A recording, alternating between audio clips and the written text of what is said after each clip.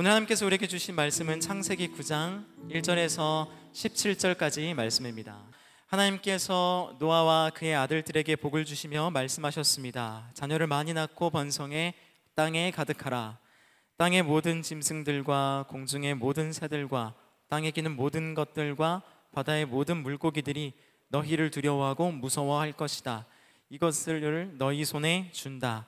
살아있어 움직이는 모든 것들이 너희의 양식이 될 것이다. 푸른 채소와 같이 이 모든 것을 너희에게 주었다. 그러나 고기를 피가 있는 채로 먹어서는 안 된다. 피에는 생명이 있다. 너희가 생명의 피를 흘리면 반드시 값을 치를 것이다. 그것이 짐승이면 짐승에게 그 피에 대해 값을 치를 것이며, 사람이 같은 사람의 피를 흘리게 하면 그 사람에게도 그 피에 대해 값을 치를 것이다. 하나님께서 자기의 형상대로 사람을 만드셨기 때문에 누구든지 사람의 피를 흘리면 사람에게 피 흘림을 당할 것이다. 너희는 자녀를 많이 낳아 번성하라. 땅에서 수가 불어나 땅에서 번성하라. 그리고 하나님께서 노아와 그와 함께 있던 그의 아들들에게 말씀하셨습니다. 보라, 내가 너희와 너희 뒤에 올 너희의 자손과 언약을 세운다. 또한 너희와 함께 있던 모든 생물들, 곧 너희와 함께 있던 새와 가축과 모든 들짐승들, 방주에서 나온 땅의 모든 생물들과 언약을 세운다. 내가 너희와 언약을 세워 다시는 모든 육체가 홍수로 인해 멸절되지 않을 것이며 다시는 이 땅을 멸망시키는 홍수가 없을 것이다. 하나님께서 말씀하셨습니다. 이것이 내가 나와 너희 사이에, 또한 너희와 함께 있는 모든 생물 사이에 대대로 영원히 세우는 내 언약의 증표다. 내가 구름 속에 내 무지개를 두었으니 그것이 나와 땅 사이에 세우는 언약의 표시가 될 것이다. 내가 땅 위에 구름을 일으켜서 그 속에 무지개가 나타날 때 내가 나와 너 사이에, 그리고 모든 종류의 생물들 사이에 세운 내 언약을 기억하겠다. 물이 홍수가 돼 모든 육체를 멸망시키는 일이 다시는 없을 것이다. 무지개가 구름 속에 나타나면 내가 그것을 보고 나 하나님과 이 땅 위의 모든 육체 사이에 세운 영원한 언약을 기억하겠다. 함께 읽습니다. 하나님께서 노아에게 말씀하셨습니다. 이것이 내가 나와 이 땅 위의 모든 육체 사이에 세운 언약의 표시다. 아멘. 아주 오래전에요, 여러분들도 아마 들어보셨을 법한 이야기인데요. 영국의 유명한 이 옥스퍼드 대학 종교학 시간에요, 이 시험을 치르게 됩니다. 이 종교학 과목이다 보니까 당연히 이 시험 문제도 성경에서 신앙적으로 출제가 되지 않았겠어요? 그때 출시가 되었던 문제가 뭐였는지 아시죠? 네, 바로 요한복음 2장에 나타났던 예수님의 첫 기적이었죠. 이 물이 포도주로 변화되었던 이 사건에 대해서 의미를 담아서 서술하라는 문제였어요. 차라리 그 사건에 대해서 분석해라, 공부한 대로 준비한 대로 뭐 분해를 해라, 뭐 이런 식으로 이야기를 했다면 공부한 대로 그것을 그냥 풀어냈으면 됐는데 전혀 그런 성격의 문제가 아닌 거예요. 이게 상징하고 있는 의미를 본인의 어떤 그 상황과 신앙적 감정을 섞어서 이제 해석하라고 이야기를 하는 것이죠. 그러다 보니까 이 학생들이 좀 난감해했습니다. 왜냐하면 이것은 공부를 많이 한다고 해서 풀 수 있는 문제가 아니었기 때문이에요. 근데 어쨌든 이게 시험이다 보니까 이 시험 문제를 저마다의 이 글로써 이제 적어내고 이제 한두 명씩 이 교실문을 나가게 되었습니다. 그런데 시험 종료를 앞두고 있는데도 여전히 창가만을 응시하고서 아무런 액션을 취하지 않고 있었던 한 학생이 있었어요. 그러니까 마치 교수님이 볼 때에는 이 학생은 아무런 관심이 없어 보이는 거죠. 이러다가 이 시간이 다 되면 이제 낙제가 될 텐데 F만 받는 것이 아니라 이제 학사 경고까지 받을 수 있는 이제 상황이 된 겁니다. 그래서 이제 교수님이 이제 재촉을 하는 거예요. 이제 최후 통첩을 날린 거죠. 그랬더니 이제 반응을 하는 거예요. 이 돌연 시험지를 뚫어지게 쳐다보다가 단 한 줄의 글을 써놓고 유유히 이 교실문을 나가게 되었는데, 어떤 글인지 여기까지 왔으면 이제 감이 오시죠? 네. 굉장히 놀라웠던 것은 이 답안지는 이 옥스퍼드 대학 창립 이후에 오랫동안 회자되었던 만점짜리 답안지였다는 거예요. 만점짜리 한 줄 적어놓고 갔는데 그것이 이 옥스퍼드 대학에서 역사적으로 전무후무했던 이 만점짜리 답안지. 바로 그 답이 뭐였냐면, 물이 그 주인을 만나니 얼굴을 붉히더라. 들어보셨죠? 여러분 놀랍지 않습니까? 저도 이번에 이 이스라엘을 가서 이 가나 지역을 이제 방문했던 이제 기억이 있거든요. 저에게 아마 그 자리에서 이 가나의 혼인 잔치가 주는 의미를 목사님의 관점에서 한번 서술해 보세요라고 만약에 선교사님이 저에게 얘기했으면 저는 아마 기도만 하고 있었을지도 모르겠어요. 그만큼 이게 쉽지 않습니다. 뭔가를 본인의 생각과 감정을 담아서 한 줄로 적어낸다는 것이 어려운 거죠. 그런데 너무 완벽하게 명확하게 누구나 그것을 들으면 이해할 수 있는 인사이트로 그것을 풀어냈다는 것이 대단한 거죠. 그런데 바로 이 학생이 이후에 영국 3대 낭만파 시인 중 한 사람이 되었던 이 조지 고든 바이런이라는 분이셨어요. 굉장한 분이시죠. 저도 이 글을 원래 알고 있기도 했지만 이 창세기 9장을 묵상을 하면서 다시 한번 감동으로 다가왔고 이것을 이제 묵상을 하면서 이제 성경을 바라보게 되었습니다. 여러분, 우리가 성경을 읽다 보면 그리고 묵상을 하다 보면 또 성경을 우리가 공부하다 보면 정말로 이 성경 안에 다양한 하나님의 의도와 숨은 생각들과 글들이 이제 적나라하게 표현이 되어지지 않습니까? 보여지기도 하고 들려지기도 하고 때로는 마음에 심겨지기도 하는 것이죠. 그렇기 때문에 더욱이 그 성경 안에 담겨진 진리를 우리가 파악하는데 굉장히 중요한 이 작업들과 마음의 태도들이 요구가 되어지는 것입니다. 자, 그런데 그것 못지않게 정말로 중요한 것이 뭐냐면요, 바로 그 문자적인 의미를 넘어서 우리는 그 문자에 담겨진 하나님의 얼굴을 만날 수 있어야 된다는 거예요. 단순히 이것이 텍스트를 넘어선 하나님의 얼굴로서 우리에게 다가올 수 있어야 된다는 거죠. 마치 이 구약에서 도망하는 야곱에게 광야에서 분이엘이었죠. 그곳에서 얼굴을 대면하여 만나주시는 하나님으로 찾아오셨잖아요. 도망자 신세가 되었던 이 야곱에게 얼굴을 대면하여 만나주시는 하나님, 그 하나님을 만나게 될 때 야곱처럼 용기도 생기고 용서의 마음도 얻을 수 있게 되는 것입니다. 그래서 저는 오늘 이런 관점에서 이 홍수 이후에 이 노아에게 찾아오신 이 무지개 언약 사건, 마치 하나님의 얼굴처럼 이 무지개를 걸어 놓으시고 노아에게 약속하신 그 하나님의 이야기, 하나님의 마음을 함께 나누기를 원합니다. 우리 먼저 1절의 말씀을 같이 한번 읽어볼까요? 1절의 말씀입니다. 시작. 하나님께서 노아와 그의 아들들에게 복을 주시며 말씀하셨습니다. 자녀를 많이 낳고 번성해 땅에 가득하라. 아멘. 하나님께서 이 무지개 언약을 시작하기에 앞서서 가장 먼저 이 스타트를 끊고 있는 말씀이 이 1절의 말씀입니다. 1절의 말씀. 하나님께서 노아와 그의 아들들에게 복을 주시며 말씀하셨습니다. 자녀를 많이 낳고 번성해 땅에 가득하라. 여러분, 제가 이번에 이스라엘 아울리치를 가서 정말로 많이 했었던 이야기가 뭔지 아세요? 제일 많이 이렇게 반복했던 메시지. 기도하라는 것도 아니었고요. 영적 전쟁에 우리가 승리하기 위해서 마음을 단단히 하라고 이렇게 격려했던 것도 아닙니다. 바로 비호는 죄다였어요. 비호는 죄다. 결혼 반드시 하라고 그렇게 이야기를 했거든요. 아이러니하죠. 이스라엘에 가서 예수님의 행적을 쫓기에도 바쁜 상황에서 제가 계속해서 이 결혼과 이 비혼에 대해서 이야기를 했다는 것이 아이러니한 이야기인데, 그만큼 이 결혼과 이 비혼이라는 것, 누군가를 만나는 이 인연이라는 것이 우리의 삶에 가장 깊숙이, 또 신앙과 떨어뜨릴 수 없을 만큼 깊숙이 우리한테 다가오고 있는 이슈이기 때문이에요. 자, 그렇다면 제가 왜 이 비혼이라는 것을 죄라고 이야기하는 걸까요? 비혼은 죄다. 여러분들은 어떻게 생각하세요? 비혼은 죄일까요? 아니면 비혼은 죄가 아닐까요? 그것은 아주 명확해요. 단순합니다.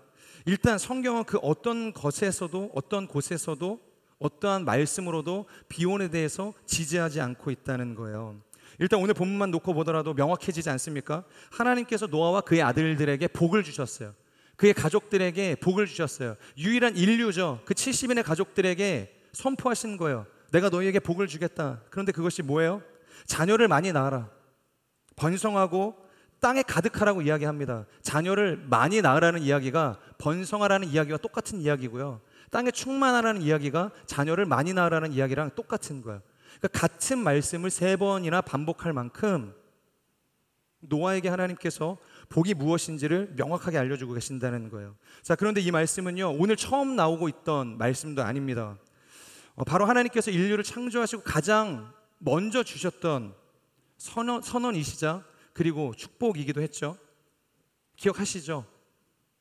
우리 창세기 1장과 2장을 다룬 지 얼마 되지 않았는데 그때 이미 하나님께서 생육하고 번성하라는 이 축복을 하나님께서 주셨다는 거예요.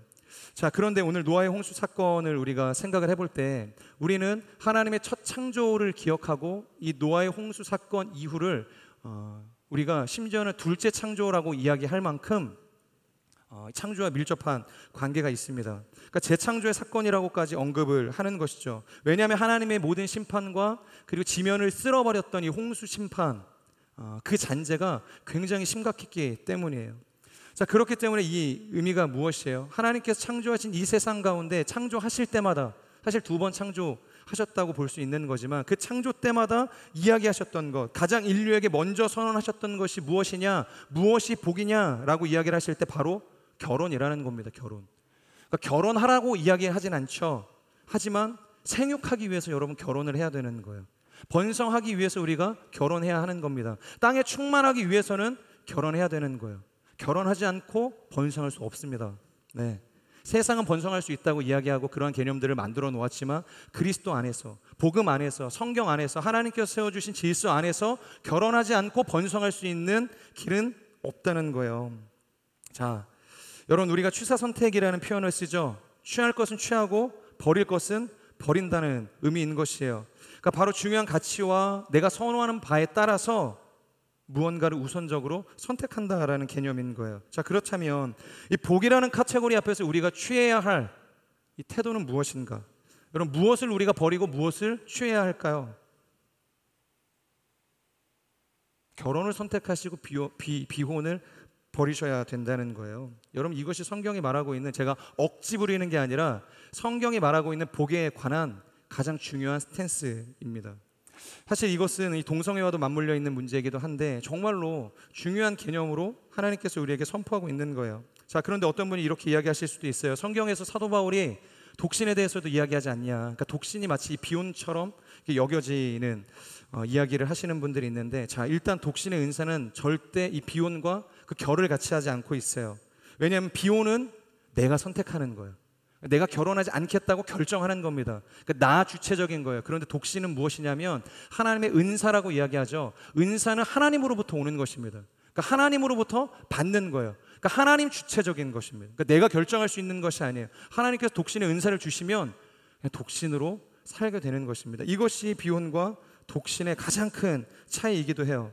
자, 그리고 독신은요, 성경에서 유일하게 이 사도 바울만 언급하고 있는 은사입니다. 유일하게. 일단 독신의 은사는 받기도 어려울 뿐더러 그렇게 살아갔던 사람도 성경에서 많이 소개되어져 있지 않고 있습니다. 그렇기 때문에 이 독신의 은사를 이해하기 위해서는 반드시 당시를 살아냈던, 이 독신의 은사를 받았던 이 사도 바울의 이 상황을 이해할 수 있어야 되는데, 그래야만 해석이 될 수 있다는 거예요. 그러니까 너도 나도 결혼 정년기를 놓쳐서 나는 독신의 은사를 받은 것 같아, 이러시면 안 되기 때문이에요. 여러분, 바울은요, 이전에도 제가 여러 번 누차 강조하기도 했지만 임박한 종말론을 믿었던 사람이에요. 임박한 종말론. 그러니까 내가 곧 올 것이다. 그러니까 예수님께서 승천하실 때 나 곧 올 거야, 내가 속히 올 거야. 그러니까 마치 마라나타의 신앙을 가지고 내일이라도 다시 오실 재림하실 그 예수님만을 기대하고 고대하며 살았던 그 종말론을 믿었던 사람이 바로 사도 바울이었다는 거예요. 그런데 주님이 2000년 동안 지나도록 오지 않을 거라고 생각을 할 수가 없는 거죠.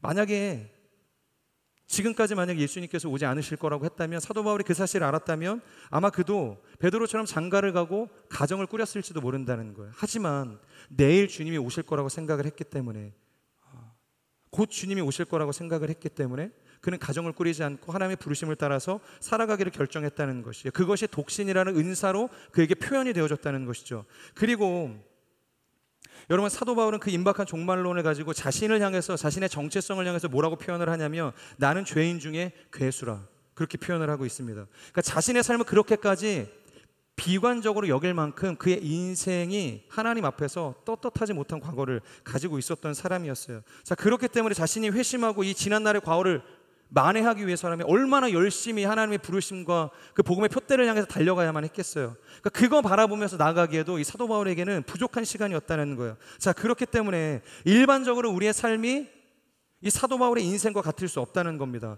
바울과 같은 이 독신의 마음, 이 독실한 마음으로 하나님 앞에 살아갈 수 있는 것이 흔한 일이 아니라는 거예요. 그래서 그도 이 독신의 은사에 대해서 언급은 해요. 그런데 언급을 하고 난 다음에 뭐라고 단서를 붙이냐면 고린도전서 7장 7절에서 이렇게 이야기합니다. 나는 모든 사람이 나와 같기를 원하노라. 독신의 은사에 대해서 이야기를 하는 근거 구절입니다. 모든 사람이 나와 같기를 원한다. 여러분, 이 뜻이 무슨 말일까요? 모든 사람이 나와 같기를 원한다. 일단 1차적으로는 모든 사람들이 이 사도 바울처럼 주님의 부르심을 바라보며 독신으로 살기를 원한다는 의미가 담겨져 있어요. 1차적으로는. 자, 근데 2차적으로는 뭐냐면 그런데 그렇게 살기 위해서는 너희도 나와 같은 이 임박한 종말론을 믿어야 한다는 거예요. 그 임박한 종말론 가운데 이 마라나타의 삶을 간절히 구하며 살아갈 수 있어야 된다는 거죠. 내가 죄인 중에 괴수라는 정체성을 분명히 가지고 살아가는 것처럼 너희도 그러한 정체성 속에서 살아갈 때 나와 같을 수 있다는 거예요. 독신의 은사를 가지고 하나님 앞에서 결혼도 하지 않고 살아갈 수 있다는 것입니다. 자, 그런데 그럴 수 없다는 것은 사도 바울도 아는 거예요. 그래서 고린도전서 7장 7절 하반절에서 이렇게 이야기합니다. 그러나 각각 하나님께 받은 자기의 은사가 있으니.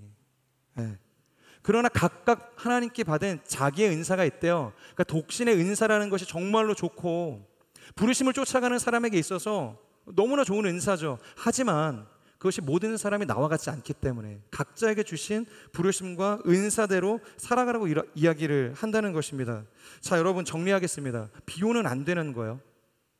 모두가 저는 결혼할 수 있기를 주님의 이름으로 축복합니다. 오늘 결혼 광고를 해주셨던 우리 승현 형제님처럼 9월 2일 날 여러분들의 때, 여러분들의 짝을 만나서 결혼할 수 있는 은혜가 있기를 축복해요.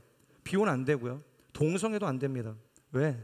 하나님께서 정해주신 그 제도 안에서 우리는 생육하고 번성하고 살아낼 수 있어야 하기 때문이에요.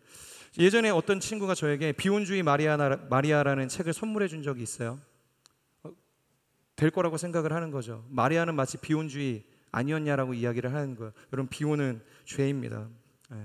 반드시 여러분들 결혼할 수 있고 결혼의 가정 그리고 하나님께서 주시는 위대한 신앙의 가문을 꿈꿀 수 있기를 주님의 이름으로 축복합니다. 자, 2절에서 3절의 말씀을 우리 이어서 같이 읽도록 하겠습니다. 시작. 땅의 모든 짐승들과 공중의 모든 새들과 땅에 기는 모든 것들과 바다의 모든 물고기들이 너희를 두려워하고 무서워할 것이다. 이것들을 너희 손에 준다. 살아있어 움직이는 모든 것들이 너희의 양식이 될 것이다. 푸른 채소와 같이 이 모든 것을 너희에게 주었다. 본문의 내용을 보면 이런 표현이 있죠. 땅의 모든 짐승들, 공중의 모든 새들, 그리고 땅에 기는 모든 것들과 바다의 모든 물고기들이 누구를 두려워할 것이라고 이야기하죠. 너희를 두려워할 것이다. 무서워할 것이다. 그리고 이것을 너희의 손에 붙이셨다. 그렇게 표현을 하고 있습니다. 게다가 3절을 보면 이제는 푸른 채소뿐만이 아니라 모든 동물들마저 너희들의 먹을 양식이 될 것이다. 그렇게 이야기를 하는 것입니다. 여러분, 이 말 뜻이 무엇일까요? 단순히 이제 채식을 하던 인류에게 하나님께서 고기를 먹을 수 있는, 육식을 할 수 있는 즐거움을 주셨다. 약간 그런 느낌일까요? 물론 이 노아의 홍수 이후 딱 지금 시점으로 하나님께서 인류에게 육식을 허용하신 것은 맞아요. 그런데 이 안에 담겨져 있는 의미는 무엇이냐면 노아의 홍수 때 홍수 심판으로 인해서 모든 지면의 사람들이 다 죽어나가지 않습니까? 그러니까 살아남은 가족은 노아의 이 가족들밖에 없었다는 거예요. 따라서 이제 누구도 지면에서 이 노아를 위협할 수 있는 대상은 없다는 것이죠. 그러니까 사람은 존재하지 않게 되었다는 거예요. 그러니까 마치 가인과 같이 그의 부모의 집을 떠났을 때 엄청 두려워하지 않습니까? 누군가가 나를 죽일지 모르겠습니다. 그러니까 살의 위협을 느끼고 집을 떠나는 것에 대해서 두려움을 가졌던 그런 두려움들을 갖지 않아도 될 것이라고 이야기를 한다는 거예요. 자, 그렇다면 사람도 없습니다. 그러니까 사람의 누군가를, 이 노아를 죽이고자 하는 위협을 할 수가 없는 거예요. 그렇다면 이 지면에서 지금 노아의 가족을 위협할 수 있는 유일한 존재가 누구죠? 바로 이 짐승과 이 공중의 새와 땅에 기는 것들과 물고기 외에는 없다는 것입니다. 이 짐승들만이, 이 동물들만이 유일하게 이 노아의 가족들을 위협할 수 있는 대상이라고 이야기하는 거예요. 자, 그런데 여기서 하나님께서 주신 약속이 뭐냐? 바로 내가 이것들을 두려워할 것이 아니다. 두려워하지 말라고 이야기합니다. 이것들이 오히려 너희를 두려워할 것이다. 오히려 너희를 무서워하게 될 것이라고 이야기를 하는 거예요. 그러니까 두려워할 필요가 없다라고 이야기를 하는 것입니다. 그리고 특별히 3절에서 말하는 것이 뭐냐면 내가 채소와 동물들까지 너희에게 먹을 것으로 주었다 이야기합니다. 그러니까 두려워하는 것을 넘어서서 그것을 너희에게 먹을 것으로 주었다 이야기를 하는 것입니다. 여러분, 이것이 상징하는 의미가 무엇이냐면 바로 너희는 더 이상 먹고 사는 문제 때문에 걱정할 필요, 그것을 이루기 위해서 두려워하는 인생을 살 필요가 없다고 이야기하는 것이에요. 이해가 되십니까? 두려워할 필요도 없고 먹고 사는 문제에 연연해서 살아갈 필요도 없다는 거예요. 하나님께서 두려워하지 않게 만드셨고 그리고 그것을 너희의 양식으로 허락하셨다고 지금 선언하고 계시기 때문이에요. 자, 그런데 더욱 중요한 것이 무엇이냐면 4절에서 6절까지의 내용입니다. 우리 4절에서 6절까지의 말씀을 같이 한번 읽어볼까요? 4절에서 6절까지의 말씀인데 우리 같이 한번 읽어보겠습니다. 시작. 그러나 고기를 피가 있는 채로 먹어서는 안 된다. 피에는 생명이 있다. 너희가 생명의 피를 흘리면 반드시 값을 치를 것이다. 그것이 짐승이면 그 짐승에게 그 피에 대해 값을 치를 것이며 사람이 같은 사람의 피를 흘리게 하면 그 사람에게도 그 피에 대해 값을 치를 것이다. 하나님께서 자기의 형상대로 사람을 만드셨기 때문에 누구든지 사람의 피를 흘리면 사람에게 피 흘림을 당할 것이다. 자, 4절에서 6절까지의 내용을 보면요, 노아의 가족들이 정말로 두려워해야 할 것에 대해서 하나님께서 소개해주고 계세요. 그러니까 앞서서는 짐승들 두려워할 필요 없다, 먹고 사는 문제 두려워할 필요 없다고 선언을 하시고 이제는 두려워할 대상에 대해서 이야기해 주시는데 그것이 무엇이냐면 바로 피 흘리는 것을 두려워하라는 거예요. 피를 흘리는 것을 경계하고 피하라고 이야기하는 것입니다. 왜냐하면 내가 어떤 피를 흘리든지 간에 이제는 앞으로는 그 피에 대해서 너에게 그 값을 치르게 할 것이다. 너는 피 흘리는 것에 대해서, 다시 말해서 이 피를 흘린다는 것은 죄를 짓는 것에 대해서 값을 치르게 하실 것이기 때문에 경계하고 두려워하라고 지금 말씀하고 계시는 거예요. 여러분, 이 말씀은 굉장히 중요한 말씀입니다.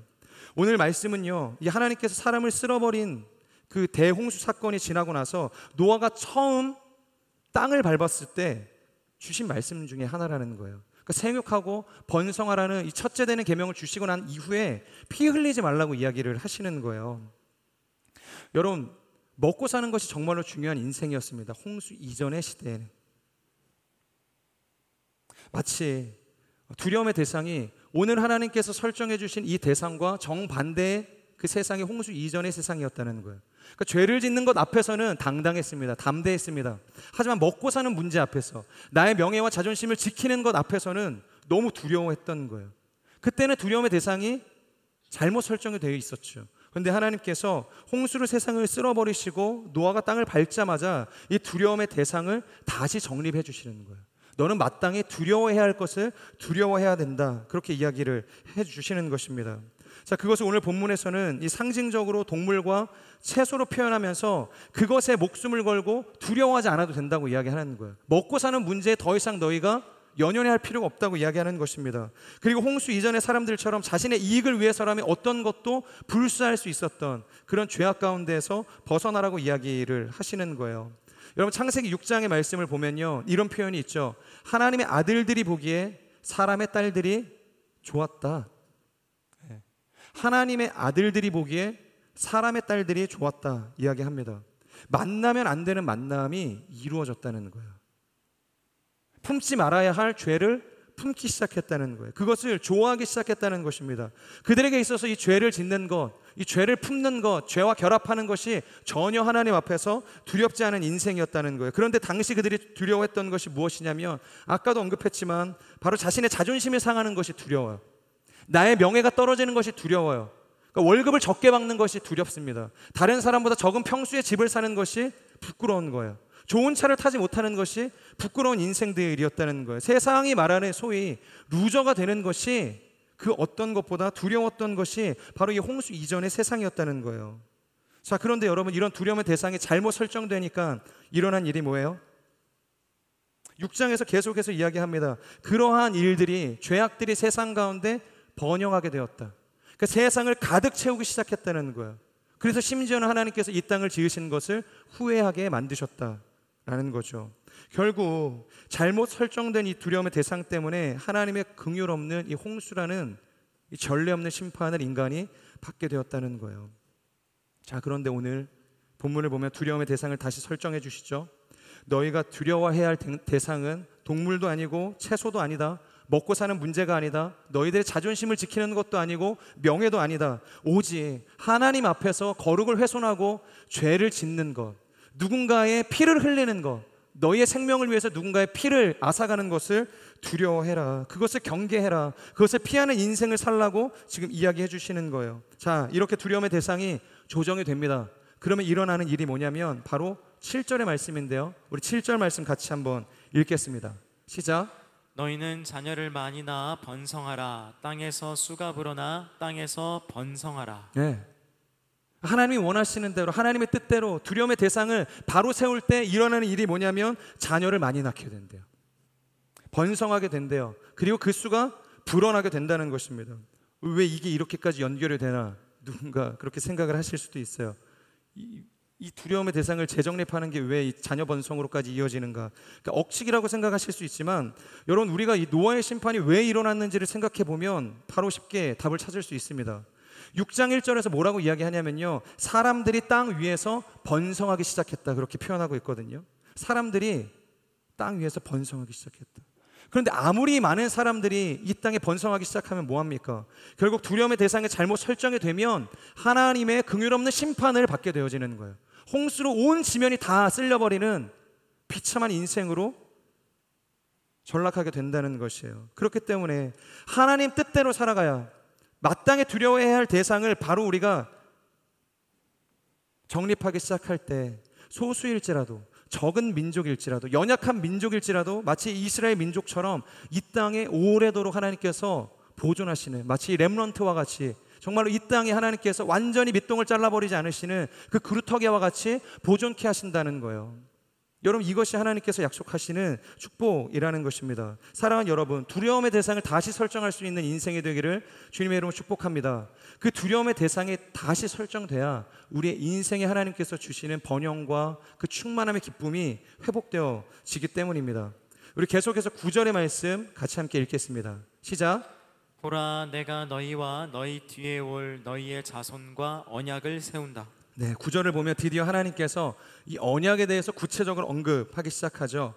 자, 9절 하반절을 보면 하나님께서 언약을 어떻게 하신대요? 세운다라는 표현을 사용하고 있죠.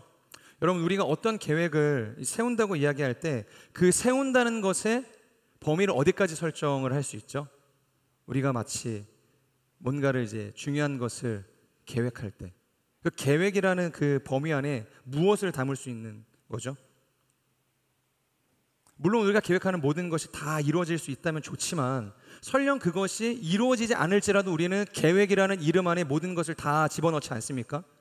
내가 하고 싶은 어떠한 소망과 의지와 기대라는 것을 이 계획 속에 다 집어넣는다는 거예요. 그것이 이루어지지 않을 수 있어요. 그것이 다 이루어질 거라고 기대하는 사람도 없습니다, 사실. 매년 연초가 되면 금연을 다짐하시는 분 이곳에 없겠죠? 금주를 다짐하시는 분도 없을 거라고 생각이 됩니다. 다이어트를 선언하지만 실패해도 우리는 낙심하지 않아요. 왜? 내년에 다시 세우면 되니까. 2024년도가 다시 오면 우리는 간절히 기도합니다.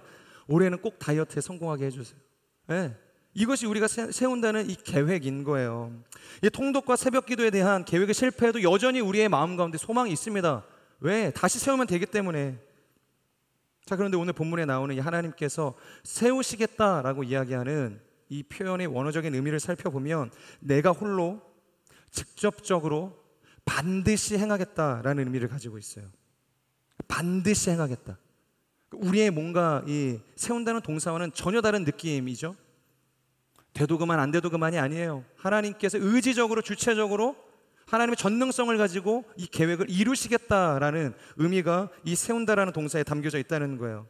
자, 여러분, 원래 하나님의 언약에 사용되어지는 이 베이트라는 히브리어는 일방향이 아닙니다. 그러니까 하나님께서 의지적으로 선언한다고 해서 체결되어질 수 있는 게 아니에요.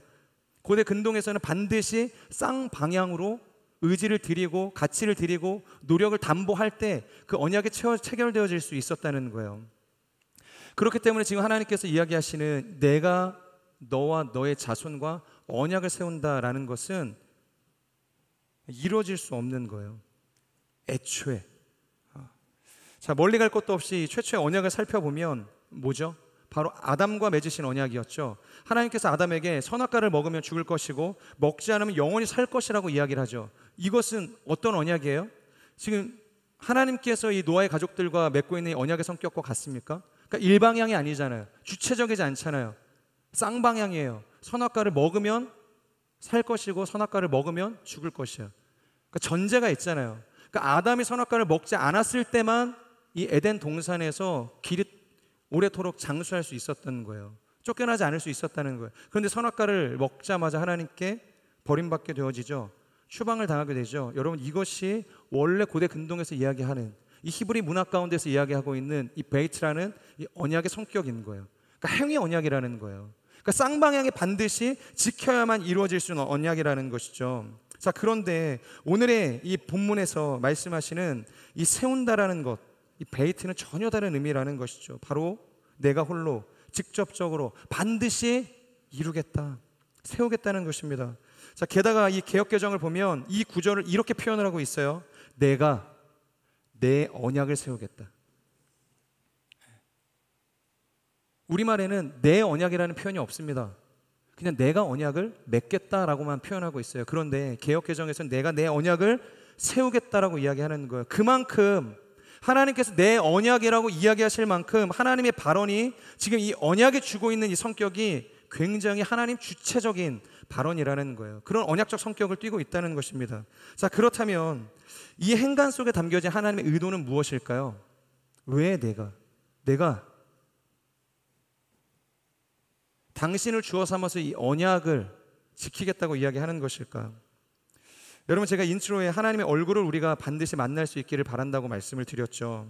그렇다면 여기서 우리가 만나야 할, 우리가 대면해야 할 하나님의 숨겨진 얼굴은 무엇이냐라는 것이죠.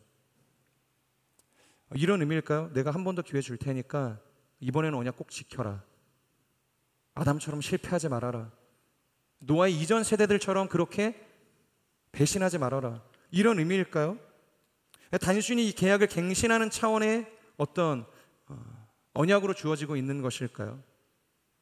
지금 하나님께서 이 세운다라고 이야기하시는 이 베이트를 통해서 이 노아에게 알려주고자 하시는 것은 철저히 우리의 연약함을 아시고 우리가 이 언약을 지킬 수 없다는 사실을 알고 계시기 때문에 우리에게 요구하시는 것이 아니에요. 그러니까 내가 행하겠다고 이야기하는 겁니다. 그냥 내가 세우겠다고 이야기하는 겁니다. 내가 내 언약을 너와 내 자손과 이 땅에 있는 모든 동물들과 체결하겠다, 그렇게 선언하고 계시는 거예요. 그래서 15절에서 16절을 보면 뭐라고 이야기하냐면 우리 같이 한번 읽어볼까요? 시작.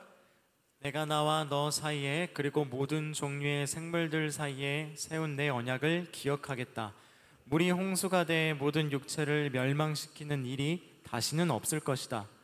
무지개가 구름 속에 나타나면 내가 그것을 보고 나 하나님과 이 땅 위의 모든 육체 사이에 세운 영원한 언약을 기억하겠다. 아멘.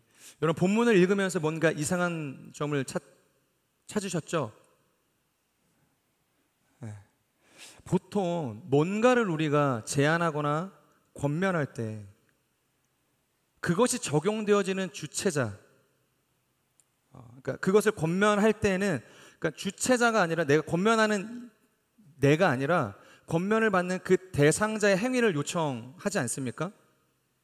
너 예배 시간에 앞에 앉아? 제가 권면을 하잖아요. 그러면 그것을 이행해야 하는 사람은 제가 아니라 그것을 듣게 되어지는 그 대상이라는 거예요. 자, 그런데 오늘 말씀을 한번 보세요. 지금 하나님께서 뭐라고 하세요? 내가 이 언약을 체결할 건데 너 기억해? 지금 이렇게 이야기하고 계시나요? 내가 이렇게 할 테니까 절대 잊지 말고 잘 기억해. 지금 이렇게 말씀을 하고 계세요? 아니죠. 15절에서 16절을 보면 전부 다 하나님 자신이 기억하겠다고 이야기하고 계세요. 내가 기억하겠다. 그러니까 내가 너와 내 언약을 체결할 것이고, 그리고 체결한 이것을 네가 망각하여 잃어버려도 내가 기억하겠다고 이야기하시는 거예요. 노아에게는 그저 자신이 베푸시는 은혜에 대해서만 강조하고 계시고 그 어떠한 행동도 제약도 걸고 계시지 않다는 것입니다. 그저 자신이 행하시고 자신이 기억하시겠다는 것만을 반복하고 계시는 거예요. 여러분, 기브앤테이크가 아닙니다. 행위 언약이 아닌 것이에요. 여러분, 기브앤테이크에 어떤 은혜가 있어요? 행위 언약에 어떠한 기쁨이 있습니까? 성경에서도 이렇게 이야기하시죠. 일하는 자에게는 삭은 마땅히 받아야 할 보수로 여겨진다. 내가 열심히 일했으면 주인으로부터 받는 그 삭은 정당하게 내가 노동의 대가를 통해서 땀 흘림을 통해서 받아야 할 보수가 되는 거예요. 그것을 받았다고 해서 기뻐하지 않습니다. 감사하지 않는 거예요. 자, 그렇기 때문에 여러분, 이것을 우리는 은혜라고 이야기할 수 있는 거예요. 지금 하나님께서 내가 너와 내 자손과 이 땅에 있는 모든 생물들과 세우는 이 언약 앞에서 우리는 하나님께 은혜라고 이야기할 수 있고, 그 언약의 체결됨과 동시에 우리는 위로를 얻게 되어지는 것입니다. 안위하는 자, 위로하는 자. 여러분, 이것이 노아의 이름이었어요. 노아의 이름. 하지만 결코 세상을 위로하지 못했던 인생이 누구였어요? 고작 자신의 가족들만 구원했어요. 세상의 모든 사람들이 다 쓸려 죽어나갔습니다. 안위하는 자로 부르심을 받았지만 세상을 안위하지 못했어요. 그런데 하나님께서 진짜 위로와 안위가 어떻게 임하는지를 지금 이 노아의 인생 가운데 말씀하고 계시는 거예요. 마치 제자들에게 주신 예수님의 평안과도 같은 것이죠. 평안을 너희에게 끼치노니 곧 나의 평안을 너희에게 주노라. 내가 너희에게 주는 것은 세상이 주는 것과 같지 않다. 저는 이같이 완전히 하나님 주도적이며 독자적이며 완전한 은혜가 우리의 인생 가운데, 안식과 안위와 위로가 전혀 없는 우리의 인생 가운데 부어지는 은혜가 있기를 주님의 이름으로 축복합니다. 우리 계속해서 이 13절의 말씀 함께 읽겠습니다. 시작. 내가 구름 속에 내 무지개를 두었으니 그것이 나와 땅 사이에 세우는 언약의 표시가 될 것이다. 아멘. 여러분, 지금 이 언약을 받고 있는 노아의 지금 상황을 한번 저희가 생각을 해볼까요? 인류라고는 모두가 다 지금 심판으로 쓸려간 상황이죠. 고작 방주에 들어갔던 노아의 가족은 70명이 전부였습니다. 노아를 포함해서. 그들은 모두 무엇을 경험한 사람이었죠? 바로 엄청난 이 홍수의 심판을 경험했던 사람들이었잖아요. 온 진류가 다 사라질 만큼의 강력한 하나님의 이 진노를 경험했던 사람들이었어요. 자, 그렇다면 한번 그들의 심리를 한번 우리가 파악해 보자는 거죠. 지금 정서적인 상태를 한번 보자는 거예요. 얼마나 공포스러운 순간이었겠어요? 얼마나 두려움이 컸겠어요? 그들은 노아의 방주 안에 있었기 때문에 하나님의 심판을 피해갈 수 있는 은혜는 누렸습니다. 구원을 받을 수는 있었죠. 이 홍수의 피해를 직접적으로 받지는 않았습니다. 하지만 방주 밖에서 들려오는 수많은 사람들의 이 비명소리를, 그들의 절규소리를 피할 수는 없었다는 거예요. 살려달라고 얼마나 많이 이 방주의 문을 두드렸겠어요. 죽어가는 사람들의 그 비명소리, 아비규환의 그 현장 속에서 그들은 그들을 바라보지도 못하고 목소리만 들으면서 그들의 죽어가는 그 상황들을 견뎌내야만 했다는 거예요. 자, 그렇게 1년 가까이 하늘이 뚫린 듯 비가 엄청나게 퍼붓기 시작하죠. 결국 함께 수백 년의 시간을 동거동락했던 모든 사람들, 자신들이 알고 관계를 맺었던 모든 이웃들이 다 죽어나갔습니다. 자신들의 가족들만 남았어요. 모든 사람들의 시신들이 아마 물에 떠다니면서 이렇게 쓸려 내려간 상황이었겠죠. 저는 그렇기 때문에 이런 상황 속에서 이 물이 사라지고 이 방주 밖을 나오기를 결단했던 이 노아의 결정도 굉장히 위대했다고 생각을 합니다. 저는 아마 두려워서 나가지 못했을 거예요. 이 바깥 상황을 마주하는 것, 그 현실을 직면하는 것이 아마 저는 두려웠을 거라고 생각을 해요. 그래서 이 방주 밖을 나가는 것 자체가 노아에게 굉장히 큰 결단이고 용기였죠. 어쨌든 여러분, 만약 우리가 이런 상황에 던져졌다고 한다면 우리의 마음은 어땠을까요? 정상일 수 있었을까요? 단순히 우리가 구원받았음에 대한 기쁨이 있었을까요? 내가 홍수의 심판을 면했다. 우리 가족은 그래도 구원받았다. 세상 모든 사람들이 홍수라는 재앙에 휩쓸려서 다 시체가 되었지만 그래도 우리 가족은 구원을 받지 않았냐. 이 새 땅에서 하나님이 주신 이 새 언약 가운데 다시 한번 새 출발해보자. 그렇게 나오면서 환호성을 외쳤을까요? 결코 그러지 않았을 거라는 거예요.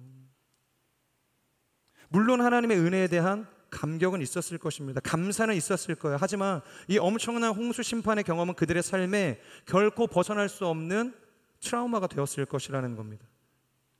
아픔이 되었을 거라는 거예요. 이번에 이스라엘 아울리치 중에 이 홀로코스트 박물관을 방문한 적이 있거든요.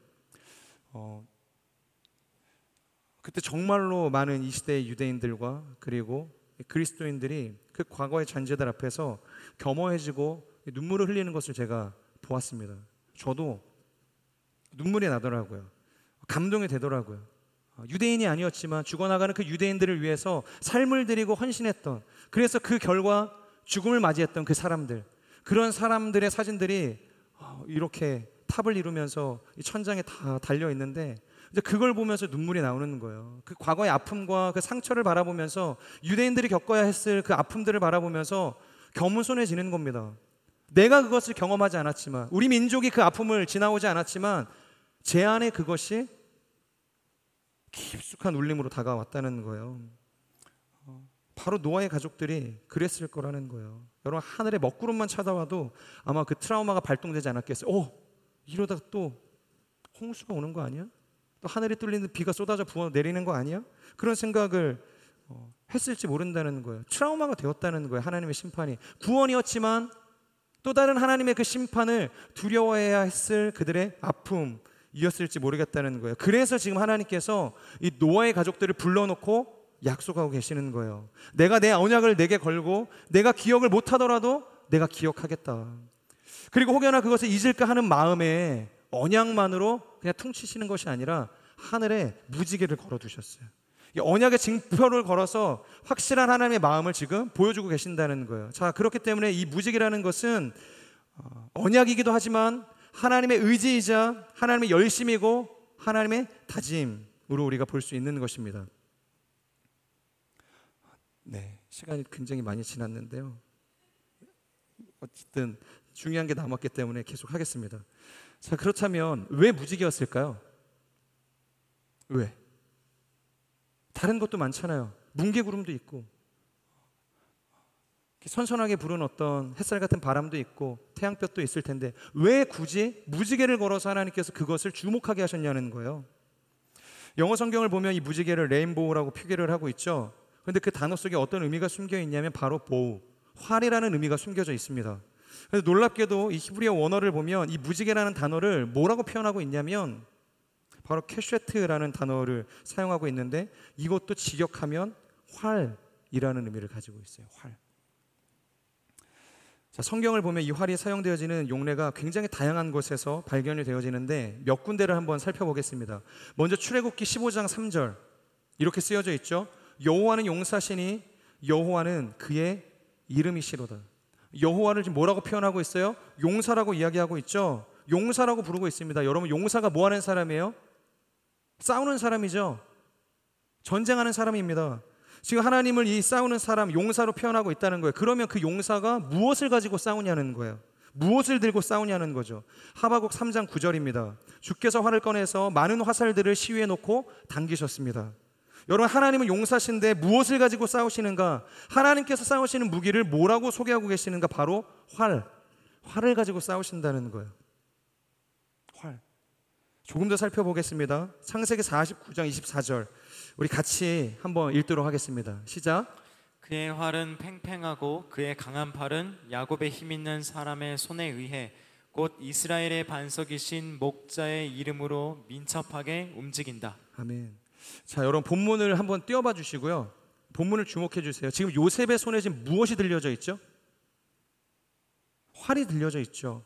그런데 성경 어디를 봐도 이 요셉의 인생은 활을 가지고 살았던 인생이 아니었다는 거예요. 활을 가지고 싸우는 인생이 아니었어요. 활을 가지고 대적을 무찔리는 전쟁하는 인생이 아니었다는 거예요. 자, 그렇다면 이것이 무엇일까? 바로 은유적인 표현이라는 거죠. 요셉은 온 시대가 그를 무너뜨리려고 공격을 했습니다. 모함에 빠지기도 하고 마지막에는 가선 안 될 이 감옥에까지 갇히는 처량한 인생이 되기도 했죠. 자, 그런데 결국 그 온 시대가 요셉 하나를 이겼습니까? 못 이겼습니까? 그를 절망하게 했습니까? 절망하지 못하게 했습니까? 못했다는 거예요. 그렇게 공격을 했지만, 그렇게 몰아붙였지만 요셉 한 사람을 이기지 못했다는 거예요. 여러분, 성경에서 이 요셉만큼 억울하고 고난에 던져졌던 인생이 또 있습니까? 그런데 본문을 잘 보세요. 창세기 49장 24절 요셉의 활은 팽팽하고 그의 강한 팔은 야곱의 힘있는 사람의 손에 의해 야곱의 힘 있는 사람의 손에 의해 바로 하나님을 의미하는 것이겠죠.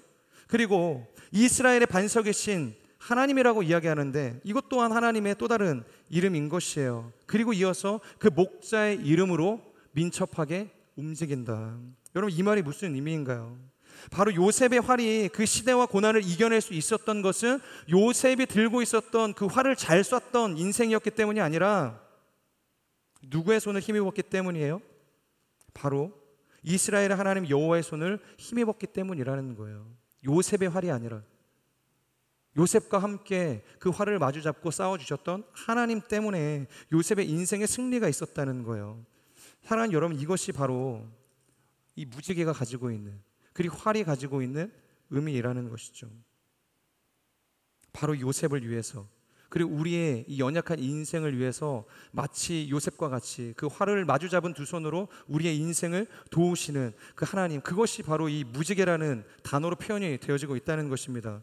우리는 반드시 이 사실에 눈을 뜰 수 있어야 되는 거예요. 이 진리를 볼 수 있어야 되는 것입니다. 비가 오면 그저 걸리는 것이 무지개구나, 아름다운데, 사진 한 장 찍는 것이 아니라 그 무지개를 통해서 우리의 인생을 주목하셨던, 그리고 우리의 인생을 책임지셨던 그 하나님의 언약을 기억할 수 있어야 된다는 것이죠. 자, 그런데 정말로 중요한 것이 남았습니다. 이 무지개가 여기서 끝나는 것이 아니라 요한계시록 4장 3절을 보면 뭐라고 표현이 되어져 있느냐, 그 앉으신 이는 벽옥과 홍옥 같고 무지개가 보좌를 둘러싸고 있는데 그 모습이 에메랄드 같았습니다. 자, 지금 요한이 이 반모섬에 유배됐을 때 하늘이 열리고 환상을 보았죠. 그때 서술한 이 어린 양의 보좌에 대해서 이야기하고 있는 거예요. 보니까 벽옥과 홍옥이 있는데 또 뭐가 있다고 하죠? 바로 무지개가 있다고 이야기하고 있죠. 즉, 이 무지개는 단순한 언약이 아니라 바로 어린 양을 예표하고 있는 그림으로 볼 수 있다는 거예요. 자, 또 다른 우리가 근거 구절을 한번 살펴보도록 하겠습니다. 이 요한계시록과 같은 이 묵시문학인 이 에스겔서를 보겠는데요. 1장 28절입니다. 에스겔서 1장 28절 읽겠습니다. 비 오는 날 구름 속에 있는 무지개의 모습같이 그의 주변이 그렇게 밝게 빛났다. 이는 여호와의 영광의 형상의 모습이었다. 나는 그것을 보고 얼굴을 땅에 대고 엎드렸다. 그러자 말하는 이의 목소리가 내게 들렸다. 자, 여러분, 이 요한계시록이라든지 이 다니엘서, 그리고 이사야 그 일부, 이사야는 총 이렇게 예언에 따라서 1부와 2부와 3부로 나뉘어져 있죠. 그런데 이사야 1부라든지 특별히 가장 중요한 이 에스겔서와 같은 경우를 우리가 이 문학의 특징상 묵시문학이라고 이야기를 하죠. 자, 그런데 이 묵시문학이 가지고 있는 가장 큰 두 개의 특징이 있는데 그게 뭐냐면 바로 누가 구원을 하시는가, 그리고 세상의 종말은 어떻게 찾아오는가. 그러니까 바로 이 세상의 완전한 구원과 이 심판의 이야기를 담아내는 것, 그것을 가장 큰 주제로 사용하고 있는 것이 이 묵시문학의 특징이라는 거예요. 자, 그런데 오늘 이 에스겔서 1장을 한번 보세요. 그토록 밝게 빛나는 그의 주변이 마치 뭐와 같다고 이야기하고 있죠? 바로 비 오는 날 구름 속에 있는 무지개와 같다, 그렇게 이야기하고 있어요. 그리고 이것을 뭐라고 이야기하냐면 여호와의 영광의 형상이라, 여호와의 영광의 형상이라고 표현하고 있습니다. 바로 그분의 모습이라고 이야기하는 것입니다. 이 무지개가 마치 하나님의 영광과 같은 모습이라는 거예요. 빌립보서 2장의 말씀을 보면 이렇게 표현하고 있죠. 하나님의 형상에 대해서 그는 근본 하나님의 본체시라. 그러니까 하나님의 형상, 단순히 하나님을 닮은 것이 아니라 하나님의 본체, 하나님 자신이신 분, 그것이 무지개로 묘사가 되는 것이고 예수 그리스도 어린 양으로 묘사가 되어지고 있다는 것이에요. 그렇기 때문에 우리는 이 무지개를 통해서 단순히 하나님께서 노아의 가족 하나 건사하기 위한 그런 지엽적인 언약의 틀을 넘어서서 우리의 인생을 구원하시는 이 예수 그리스도라는 거룩한 그 언약으로까지 나아갈 수 있어야 된다는 것입니다. 바로 그분이 이 땅에 오셔서 우리의 모든 근본적인 죄와 이 영적인 고통을 제거하기 위해서 그 밑도 끝도 알 수 없는 이 불안과 사망의 저주로부터 우리를 구원하시기 위해서 바로 그 갈보리 언덕에 이 무지개와 같이 걸리셨다는 거예요. 무지개와 같이 그 갈보리 언덕에, 그 죽음의 언덕에 걸리셨다는 것입니다. 여러분, 이 외에도 이 어린 양과 무지개를 연결하는 근거 구절들이 셀 수 없이 많습니다. 왜냐하면 이 무지개가 바로 예표하는 것이 어린 양이기 때문이에요. 바로 심판을 상징하는 이 비구름이 뜰 때마다 하나님께서는 하늘에 무지개를 걸어서 다시는 내가 이들을 멸망시키거나 심판하지 않겠다, 그들을 위로하시고 안위해 주시는 것처럼 죄로 물든 우리의 인생, 그리고 우리의 과거의 트라우마도 하나님께서 예수 그리스도의 그 갈보리에 걸리신 그 십자가를 통해서 안위하시고 위로해 주시겠다는 거예요. 우리의 영원한 샬롬이 되어 주시겠다는 것입니다. 저는 우리의 인생이 이 하늘에 걸린 무지개를 기억할 수 있는 인생이 되기를 축복합니다. 그리고 절망과 정말로 우리가 해결할 수 없는 인생의 트라우마의 그 깊은 터널을 지나갈 때에도 우리를 위해서, 인류를 위해서 죽기까지 순종하신 그 갈보리에 걸리신 예수 그리스도의 그 십자가를 바라볼 수 있는 인생이 되기를 주님의 이름으로 축복합니다. 오직 그 무지개만이 우리의 모든 상처와 두려움을 끊는 유일한 안위가 될 것이며, 그 어린 양 예수 그리스도만이 우리의 모든 트라우마를 몰아내는 완전한 샬롬이 될 줄로 믿습니다. 아멘. 우리 말씀을 기억하면서 함께 기도하겠습니다. 사랑하는 주님,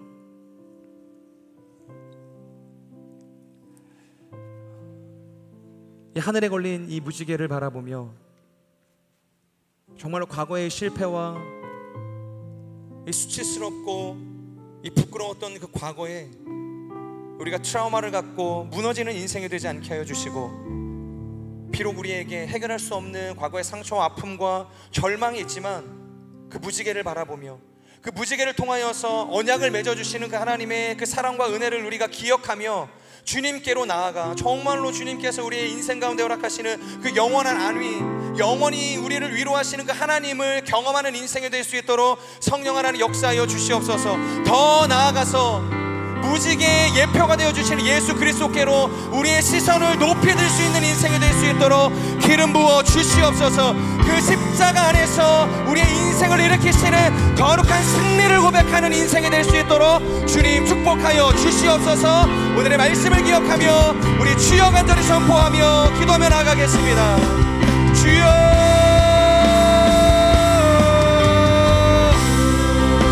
거룩하신 주님,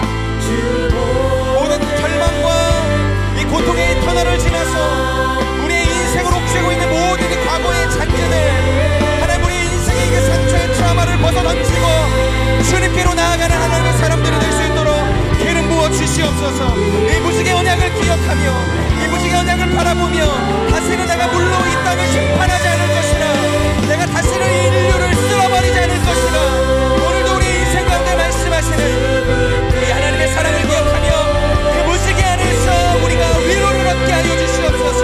안위를 얻게 하여 주시옵소서.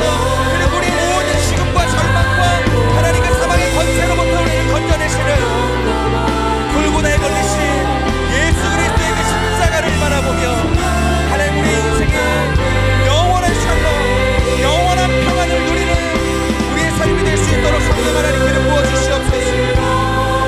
주여,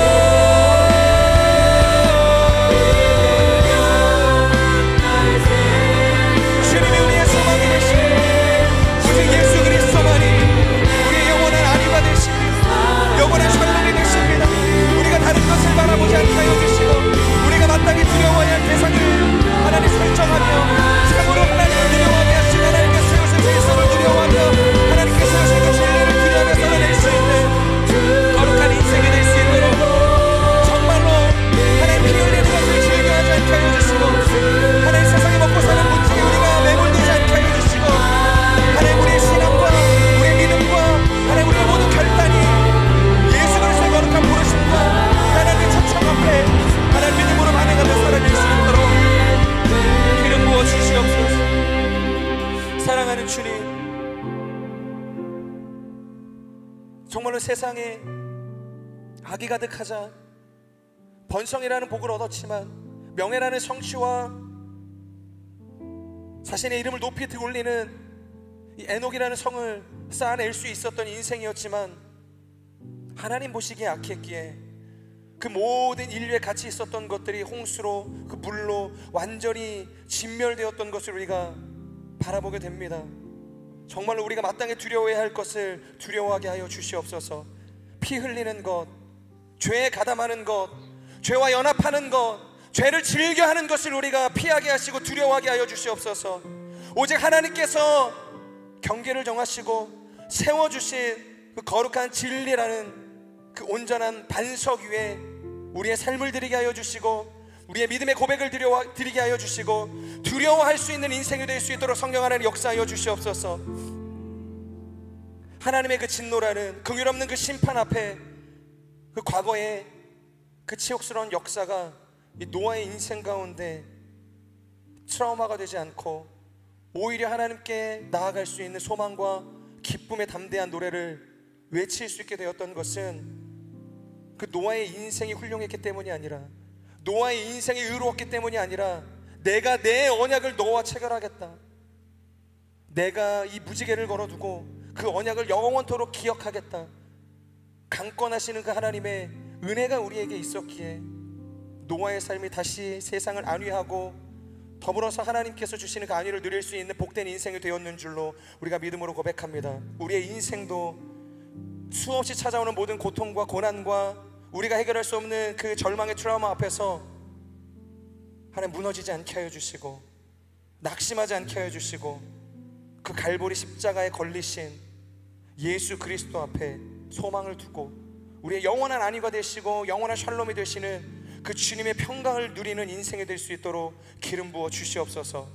그렇게 우리의 인생 가운데 함께 하실 우리의 영원한 샬롬이 되시고 우리의 영원한 노아가 되시는 예수 그리스도의 이름으로 감사하며 기도드립니다. 아멘. 우리 기도를 받으신 주님 앞에 우리 감사의 박수 올려드립시다.